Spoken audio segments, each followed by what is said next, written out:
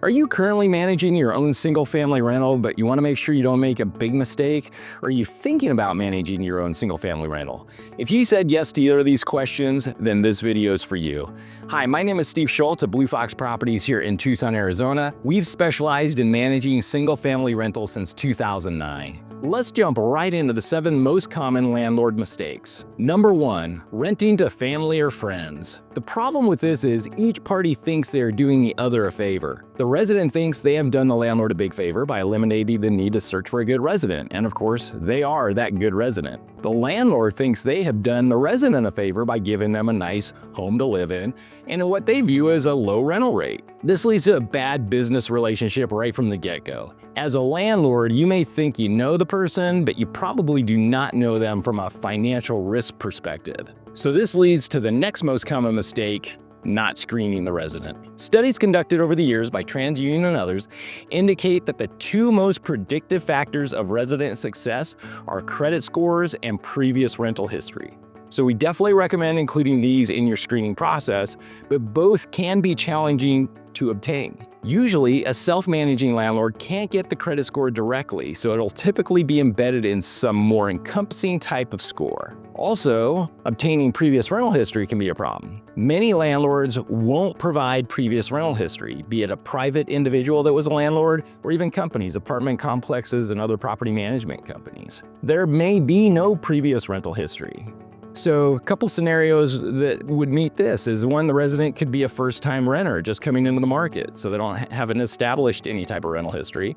And then the second scenario could be the resident could be coming back to the rental market after owning for years. So let's say they owned a home for the last 20 years, now they're coming back, maybe they sold the home, coming back into the rental market. And so now 20 years ago, can you even get in touch with those people? Is it going to be meaningful anyway, since again, it was 20 years ago? So that's another situation where you might not be able to get any rental history. 2 things not to count on related to rental history is, number 1, do not count on the most recent rental verification if it's a private individual. Sometimes what landlords do is they want to get rid of that resident.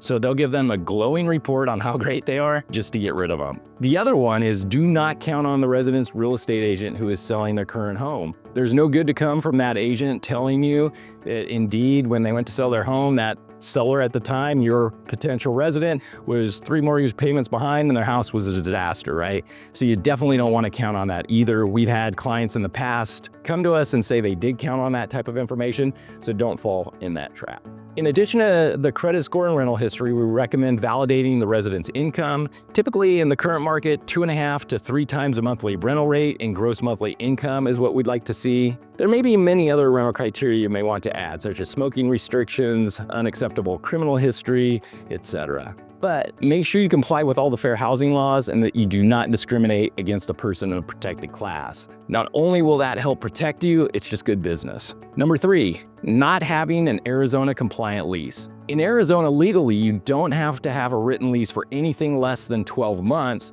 but if you don't, you're setting yourself up for failure and that you're taking on a lot of risk. Do not use the generic lease you found online or at an office supply store. Spend a couple $100s to buy a lease from an Arizona attorney that specializes in residential property management. And there are some attorneys who offer a standard lease on their website for free. It'll be basic, but at least it'll be a starting point. You know it complies with Arizona law, but you'll probably want to add more to it. Number 4, not enforcing the lease.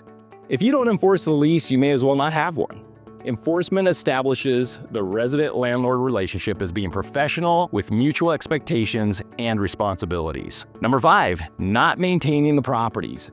Studies have found that maintaining the property is the biggest factor that impacts the odds of a renewal. Turnovers cost landlords lots of money, so you want to avoid turnovers if at all possible. In addition, maintenance is critical to maintaining the property value, and a well-maintained property is also critical to attracting your next good tenant. Number 6, not documenting the initial condition of the property. In order to hold the resident responsible for any damages that they caused during the tenancy, it is critical to establish the baseline of the condition of the property prior to the resident's occupancy. In today's environment, this should be done using photos and/or video of the property. You can then upload the photos or video on Google, Dropbox, ShareFile, whatever you have access to so they're time-stamped. If you do not have thorough documentation, you will not be able to prove the initial condition of the property and hold the resident responsible for damages that they cause should you be challenged in court.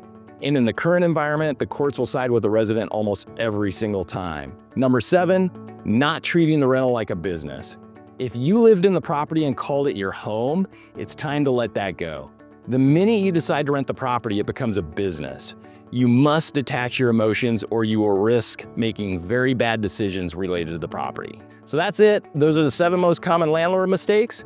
If you found this video helpful, subscribe below for more landlord tips like this.